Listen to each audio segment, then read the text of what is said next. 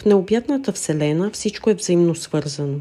За разлика от онези, които си затварят очите за това, ние разбираме, че този мощен принцип оформя живота ни по начини, които може би не разбираме напълно.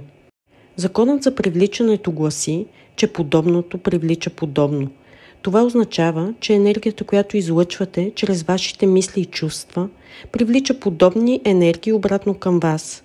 Ако мислите ви са изпълнени с съмнения и страхове, ще привлечете преживявания, които отразяват тези чувства. И обратното, когато култивирате позитивност и вяра в изобилието, вие отваряте вратите към царство от възможности. Вашите вътрешни убеждения служат като филтър, през който възприемате своята реалност. Ето някои често срещани ограничаващи вярвания, които могат да доведат до нежелани преживявания. Аз не съм достоен. Това убеждение може да се прояви като съмнение в себе си, което ви пречи да се възползвате от възможностите в личния или професионалният си живот. Успехът е за другите, не е за мен. Този начин на мислене създава бариера пред постигането на целите ви, карайки ви да се чувствате недостойни. Любовта е твърде рискована, само ще бъда наранен. Или пък всички изневеряват. Такива вярвания може би ще ви попречат да формирате смислени взаимоотношения или ще ви доведат до токсична динамика. Разпознаването на тези вярвания е първата стъпка към промяната на вашия разказ. Без осъзнаване, вие несъзнателно поддържате негативни цикли. Езикът, който използвате, оформя вашата реалност. Вселената не отговаря на вашата енергия и намерения. Вземете този пример. Ако се тревожите за отрицателен резултат, кажете: надявам се да не се проваля. Вселена чува всъщност това твърдение провал. Вместо това, мислете положително. Надявам се да успея. Фокусирайте се върху това, от което се страхувате. Визуализирайте себе си как успявате и процъфтявате. Помислете за Джим Кери, който си написа известния чек за $10 милиона за извършени актьорски услуги, датирайки го за Деня на благодарността през 1995 година. Той визуализира как получава тази сума и години по-късно получи точно тази сума. Неговата непоклатима вяра трансформира реалността му, доказвайки, че законът за привличане не е просто теория. Това е метод за проявяване на промяната. Нека разгледаме основните закони. Закон на мисленето. Вашите мисли създават вашата реалност.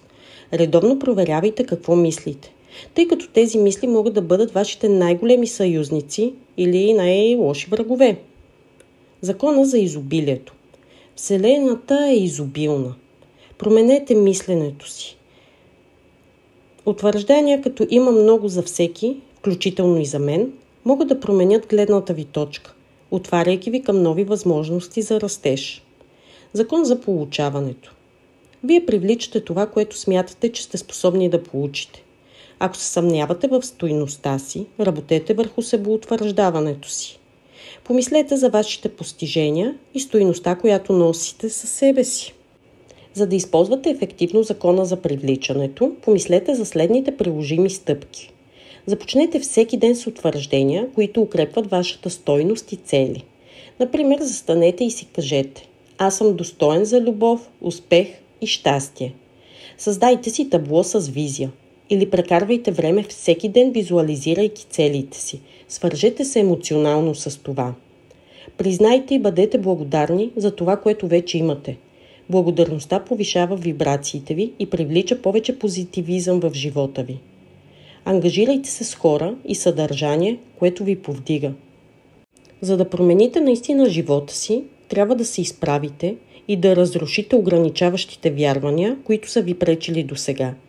Предизвикайте мислите, които възникват, когато се сблъскате с трудности. Запитайте се: това убеждение служи ли ми?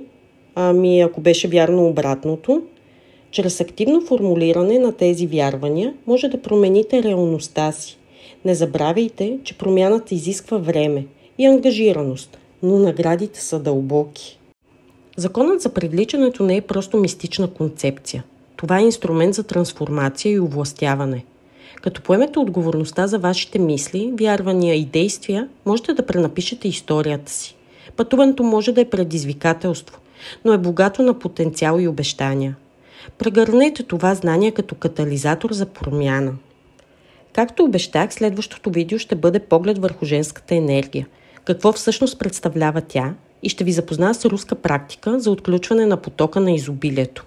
Така че не забравяйте да се абонирате, за да сте сигурни, че няма да пропуснете нито една стъпка в това пътуване. Ако видеото ви е харесало, моля дайте му палец нагоре. До следващия път, пазете се и се обичайте!